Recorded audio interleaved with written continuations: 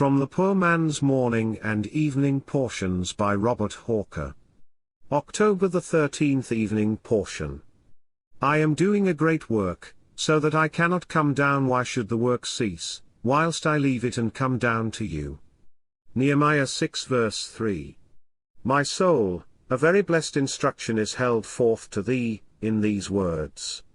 Nehemiah met with sad interruptions in his service, while building the Lord's house. Various were the attempts made by the enemies of God and his cause, to call him off from his labors. But this was his answer to all. Now, my soul, thou hast many enemies also, both from within and without, the world, and the powers of darkness, and thine own corruptions, are all in league to interrupt thy pursuit of divine things. When, therefore, the Sanballats and the Geshems of the day invite thee to the villages, in the plain of Ono, here is thine answer: why should the work of the Lord cease, when the king's business requires dispatch? Wherefore should the body, with all its corrupt affections, drag down the soul? Is it reasonable, is it proper to be concerned for the things of a day, while regardless of eternity? Wilt thou for ever be as little children, amused with toys, and taken up with playthings, when Jesus is calling thee, and proposing himself to thee, for thy constant, unceasing, present, and everlasting delight? Oh!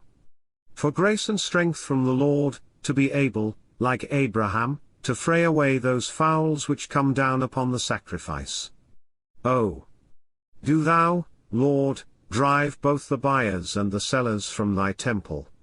Take my whole heart and soul, and all my affections, and fix and center them all on thyself. Every vanity, every robber, like Barabbas of old, will be preferred to thee, thou dear Emanuel, unless thy grace restrain and keep under, what thy grace hath taught me to know and feel, that I carry about with me, a body of sin and death, which is forever calling me aside from thee. Oh! Let thy grace make its way through all the swarms of vain thoughts and interruptions which surround me, and make my soul as the chariots of Aminadab.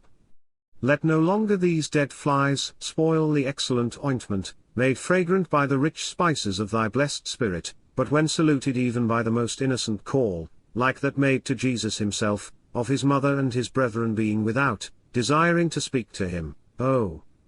For grace, that, like my Lord, even then, I may not suffer the higher claims of my God and Saviour to pass by, nor the work of the Lord and the concern of my soul to cease, whilst I come down to them.